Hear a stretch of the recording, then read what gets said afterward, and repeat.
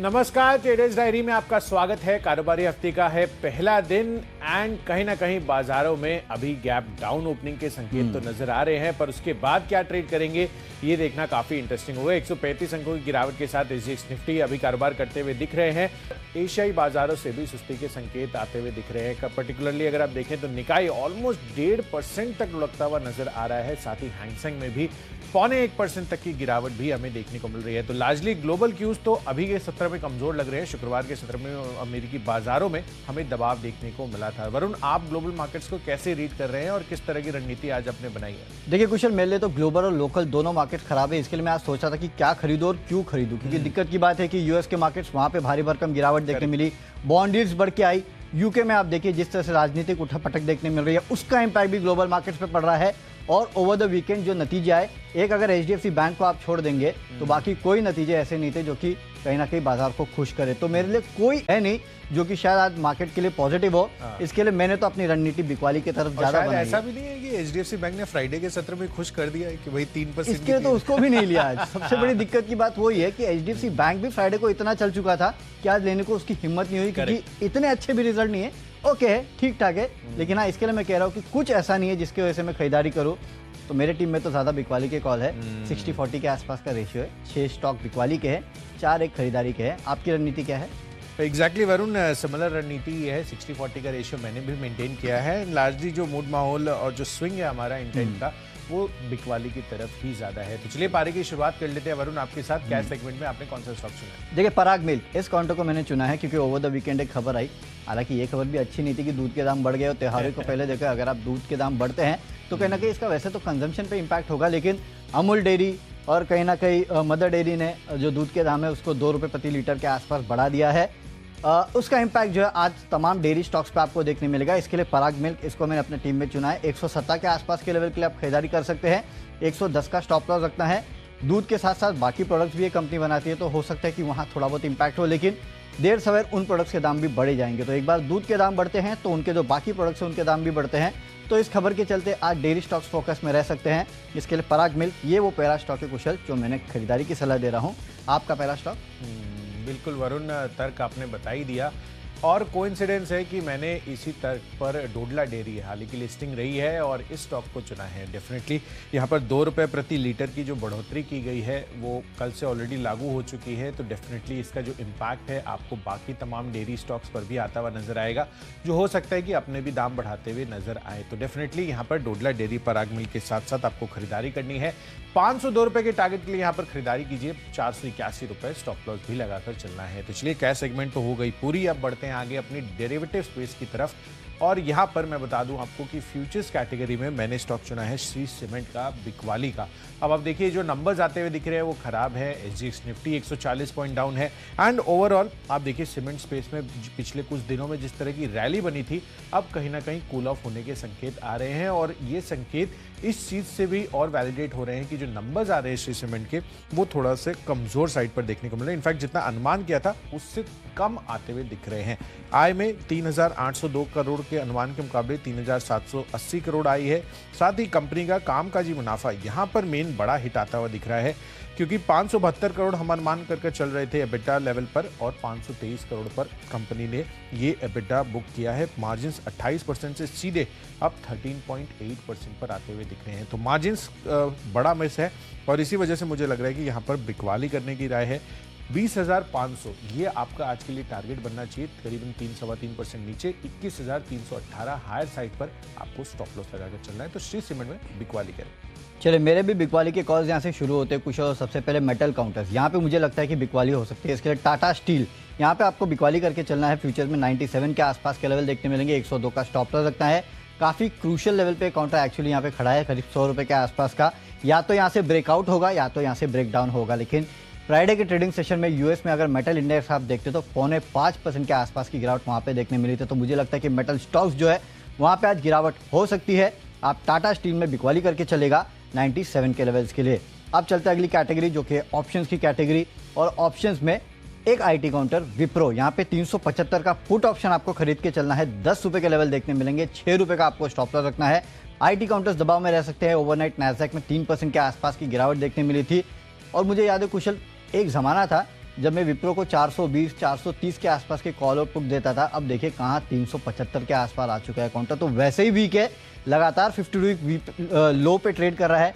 मुझे लगता है आज आईटी काउंटर्स में फिर से वीकनेस हो सकती है, इसके लिए विप्रो यहाँ पे आपको पुट ऑप्शन खरीद के मंदी की पोजीशन बनाना है। कुशल, बिकवाली का ही कॉल होगा ऑप्शंस में? बिल्कुल बिल्कुल, ऑप्शंस में भी बिकवाली का ही कॉल है। और अगर आप देखें तो विप्रो इन पर्टिकुलर हमने आपको लिंक करके भी बताया था कि जब इसके नंबर्स आए थे कितने अनुमान से खराब नंबर्स आते हुए दिखे थे, गाइडेंस लेवल पर भी काफ़ी खराब जो है इंडिकेशंस आ रहे थे Q3 के लिए। तो चलिए ऑप्शंस कैटेगरी में मेरी तरफ से है रिलायंस का काउंटर, यहाँ पर आपको बिकवाली करने की राय है। आज पिछले कुछ दिनों में अच्छा खासा चलता हुआ दिखा है, पर जो खबर आ रही है यहाँ पर जो क्रूड प्रोडक्शन पर टैक्स, विंडफॉल टैक्स इन्होंने 8,000 पर टन से बढ़ाकर 11,000 पर टन किया है। मुझे लग रहा है कि आज रिलायंस इंडस्ट्रीज पर इंपैक्ट उस चीज का आ सकता है। तो 2380 रुपए का पुट ऑप्शन, 48 रुपए की प्राइसिंग है, खरीदारी कीजिए। 60 रुपए के टारगेट के लिए 40 रुपए आपका स्टॉप लॉस बनेगा।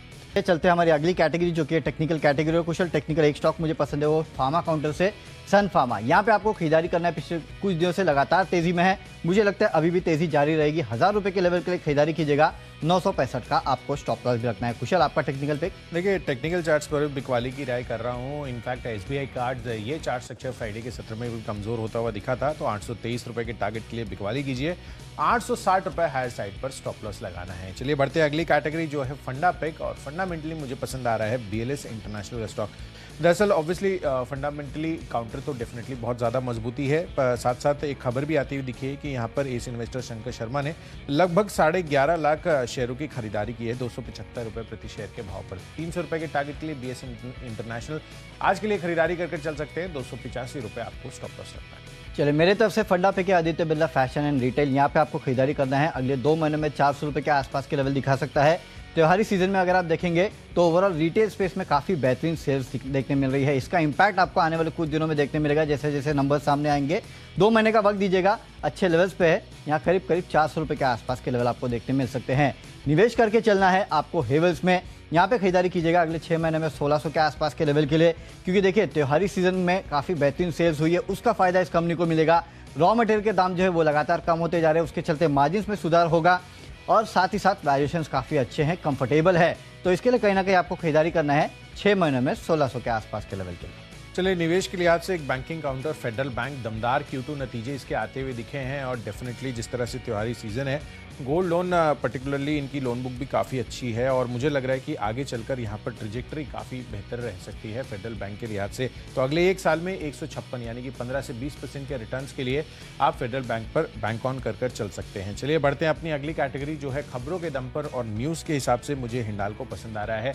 दरअसल जिस तरह से अमेरिकी बाजारों में मेटल काउंटर्स में गिरावट रही है, मुझे लग रहा है कि यहाँ पर भी दबाव देखने को मिल सकता है, और अमेरिकी जो एल्यूमिनियम कंपनी है अल्कोआ, उसमें भी 6% तक की डिक्लाइन आई है। 388 रुपए के टारगेट लिए यहाँ पर बिकवाली करनी है, 406 रुपए स्टॉप लॉस। चलिए, खबरों के दम पे मैं बिकवाली की सलाह दे रहा हूँ। ONGC में यहाँ पे आपको फ्यूचर में बिकवाली करनी है 123 के लेवल के लिए, 129.5 का आपको स्टॉप लॉस रखना है। जो विंडफॉल गेन टैक्स बढ़ाया गया है उसका इंपैक्ट आपको आज ONGC पे देखने मिलेगा, इसके लिए आप यहाँ बिकवाली करके चल सकते हैं, अच्छा खासा दबाव इस काउंटर में आ सकता है। तो चलिए, खबरों के दम तक तो हमने आपको बता दिया, लेकिन आखिरी कैटेगरी जो है माई चॉइस, और इसमें वरुण मैं बता दूं आपको 2 बिकवाली और 1 खरीदारी का कॉल है मेरी तरफ से। सबसे पहला कॉल है टाटा मोटर्स पर। ADR 3-3.25% तक लुढ़कता हुआ नजर आया है। ओवरऑल ग्लोबल मार्केट्स भी वीक हैं। 384 के टारगेट के लिए बिकवाली कीजिए 403 के स्टॉप लॉस के साथ। दूसरा कॉल है जेके सीमेंट पर। श्री सीमेंट की तरफ से जो कमजोर नंबर्स आए हैं, ओवरऑल सीमेंट स्पेस ही आज मुझे लग रहा है कि बिकवाली का रुझान दिखा सकता है। तो जेके सीमेंट फ्राइडे के सत्र में भी कमजोरी थी, आज भी बिकवाली रह सकती है। 2405 रुपए के टारगेट के लिए बिकवाली कीजिए, 2505 का स्टॉप लॉस रखिए। और आखिरी कॉल खरीदारी है लंबी अवधि के लिए FMCG सेफ साउंड काउंटर्स पर आप बुलिश हो सकते हैं, खरीदारी करके चलिए अपने पोर्टफोलियो में। 12 महीनों में ब्रिटानिया में 4370 के लक्ष्य भी आपको देखने को मिल सकता है। चलिए, मेरे तरफ से माई चॉइस में तीनों बिकवाली के कॉल है। फ्यूचर में आपको बिकवाली करना है SCL टेक में, IT काउंटर पे प्रेशर रह सकता है, 965 के लेवल के लिए बिकवाली कीजिएगा, 1000 रुपए का स्टॉप लॉस रखना है। सेल में बिकवाली करना है, मेटल काउंटर्स दबाव में रह सकते हैं, 75 के लेवल के लिए बिकवाली कीजिएगा, 79 का आपको एक स्टिक स्टॉप लॉस भी सेल में रखना है। तो IT काउंटर और मेटल काउंटर में आपको बिकवाली करना है। और आखिरी स्टॉक जो है वो है इंटरग्लोब एविएशन, यहाँ पे बिकवाली कीजिएगा, हाई बीटा काउंटर है, 1700 के लेवल के लिए बिकवाली करना है, 1780 का स्टॉप लॉस रखता है। साथ ही साथ विंडफॉल गेन टैक्स जो ETF पे बढ़ाया गया है उसका इंपैक्ट भी देखने मिलेगा, इसके लिए इंटरग्लोब एविएशन यहाँ पे भी बिकवाली कीजिएगा। तो चलिए, हमने आपको सभी स्टॉक्स और उनकी डिटेल्स विस्तार से बता दी है। अब जल्दी से इनका रिकैप देख लेते हैं। चलिए, कैश सेगमेंट में सबसे पहले मैंने चुना है डोडला डेयरी। दूध की कीमतें बढ़ाने से कहीं ना कहीं इन पर भी इंपैक्ट आता हुआ नजर आएगा। साथ ही फ्यूचर्स कैटेगरी श्री सीमेंट कमजोर नंबर्स हैं। ऑप्शंस में रिलायंस का पुट ऑप्शन खरीद कर चलिए। यहाँ पर जो विंडफॉल टैक्स बढ़ाया गया है वो इनके लिए नेगेटिव साबित हो सकता है। एसबीआई कार्ड चार्ट स्ट्रक्चर पर वीक लग रहा है। बीएलएस इंटरनेशनल यहाँ पर खरीदारी करके चलिए 300 रुपए के लक्ष्य के लिए। इन्वेस्टमेंट के लिहाज से फेडरल बैंक 156 रुपए के टारगेट अगले एक साल में भी देखने को मिल सकते हैं। खबरों के दम पर हिंडाल्को पे आज दबाव देखने को मिल सकता है। और माई चॉइस कैटेगरी में टाटा मोटर्स और जेके सीमेंट पर तो बिकवाली करनी है, पर ब्रिटानिया लंबी अवधि के लिए आप निवेशित रह सकते हैं। और आज के लिए मेरा बेस्ट बिक बन रहा है। खराब नतीजों के दम पर श्री सीमेंट में आपको बिकवाली की राय है। 20,500 रुपए के टारगेट, 3 से 4% की गिरावट आज आपको इस काउंटर में देखने को मिल सकती है। कैश में खरीदारी करना है। पराग मिल्क में जो डेयरी कंपनीज ने दाम बढ़ाए हैं उसका इंपैक्ट देखने मिलेगा। 117 के लेवल के लिए खरीदारी कीजिएगा। फ्यूचर्स में टाटा स्टील में आपको बिकवाली करना है। 97 के लेवल के लिए मेटल काउंटर्स प्रेशर में रह सकते हैं। ऑप्शंस में विप्रो का 375 का कॉल ऑप्शन खरीदना है। आईटी काउंटर्स भी आज प्रेशर में रह सकते हैं। 10 रुपये का लेवल ये आपको पुट ऑप्शन दिखा सकता है।